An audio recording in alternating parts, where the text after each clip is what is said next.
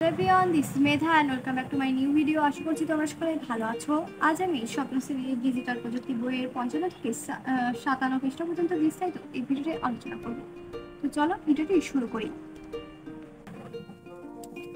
Session ৩, রূপওয়েবার cyber অপরাধ। টিনা এখন জানে কোনগুলো সাইবার অপরাধ। মানুষ এককভাবে সাইবার অপরাধ করে, কিন্তু এদের ধরার কি কোনো উপায় নেই? মানুষ কিভাবে এই অপরাধ থেকে রক্ষা পাবে?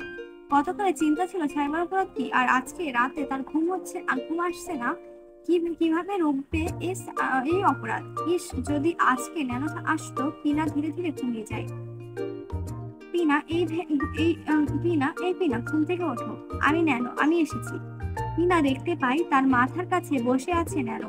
শোনো পিনা, সাইবার অপরাধ দমনের জন্য অনেক ব্যবস্থা আছে, অনেক আইন আছে। বাংলাদেশেও অনেক আইন আছে। তোমার ভয় পাওয়ার কোনো কারণ নেই। আমি তোমাকে দেখাচ্ছি কি করবে। সবার প্রথমে তোমার সঙ্গে ঘটে যাওয়া সাইবার ক্রাইম তোমার মা বাবাকে জানাবে। তাদেরকে কাছে না পেলে পরিবারের অন্য কোনো বড় সদস্যকে জানাবে। তারপর তোমার শিক্ষককে জানাবে। তো এখানে কিছু নাম্বার দেওয়া আছে, কখন কার কাছে ফোন দিতে হবে সেটা তোমরা নিজেরা দেখে নিবে।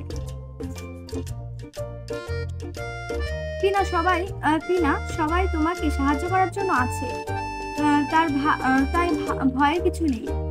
কিন্তু কিছু লুকানো যারা নিচের বা পাশের ছকে বিভিন্ন সাইবার অপরাধের ঘটনায় কি করবো তা কাটলের শূন্য স্থানে পূরণ করবো। অ্যান্সারটি দেখুন। পাসওয়ার্ড চুরি হলে আমরা যোগাযোগ করব এই অ্যাড্রেসে। এটা হোয়াটসঅ্যাপ www.cirt.gov.bd। এটা কিন্তু ১ নম্বরটা।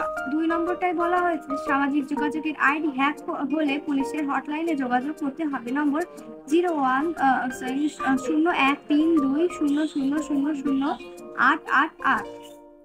সাইবার বুলিং এর শিকার হলে ডিজিটাল অপরাধ বিষয়ে অভিযোগ এ নম্বরে জানাতে হবে। নাম্বারটি হলো 24013200462234।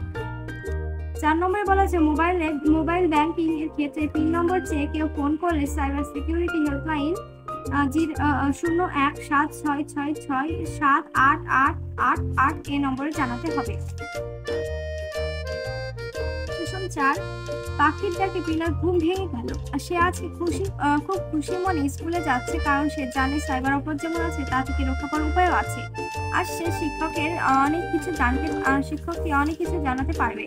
পিনা ডিজিটাল প্রযুক্তি ক্লাসের জন্য অপেক্ষা করছিল। স্যার এসে বলেন, গতকাল আমরা অনেকগুলো সাইবার অপরাধ শিখেছিলাম। আজকে আমরা তার সমাধান কি করণীয় তা খুঁজে বের করবো। কিন্তু আমরা একাই এই কাজটি করবো না। শ্রেণীকক্ষে করার পর বাবা মা পরিবারের সদস্যদের সঙ্গে নিয়ে সমাধান করব। তারপর তাদের স্বাক্ষর নিয়ে জমা দিতে হবে। বন্ধুরা চলো আমরাও পিনার সঙ্গে কাজটি করে ফেলি। এখানে কিছু ঘটনা আছে, মানে এখানে যে কাজটি আছে আনসারটি আমরা এখন দেখব।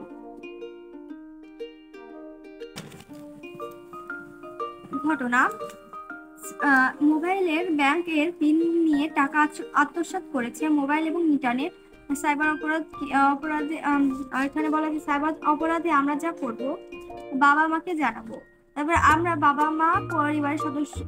আমার বাবা মা বা পরিবারের সদস্যরা যা করবেন সাইবার সিকিউরিটি হেল্পলাইনে ফোন করবেন। আর তোমরা চাইলে এখানে নাম্বারটাও দিয়ে দিতে পারো।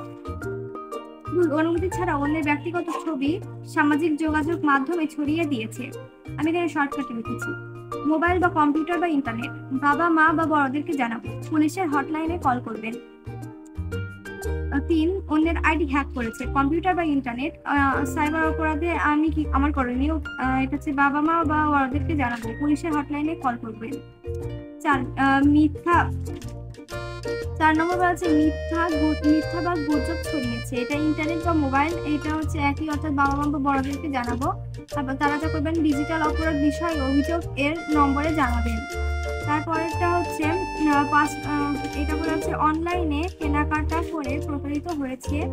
এটা ইন্টারনেট বা ইমেইল, এটা হচ্ছে একই, অর্থাৎ বাবা মা বা বড়দেরকে জানাবো। তারপর জাতীয় ভোক্তা অধিকার সংরক্ষণ অধিদপ্তরের অভিযোগের ফর্মটি পূরণ করে ইমেইলে অভিযোগ জানাতে হবে বা জানাবেন।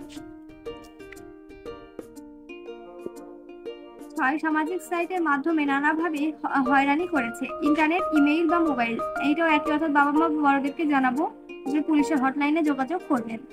তো আজকে ছিল আমার ভিডিওটি এই পর্যন্ত। আশা করি তোমাদের সকলের কাজে লাগবে। ভিডিওটি যদি ভালো লাগলে অবশ্যই লাইক কমেন্ট এবং শেয়ার করবে। আর যদি কোনো ভিডিও প্রয়োজন হয় অবশ্যই আমাকে জানাবে। ধন্যবাদ।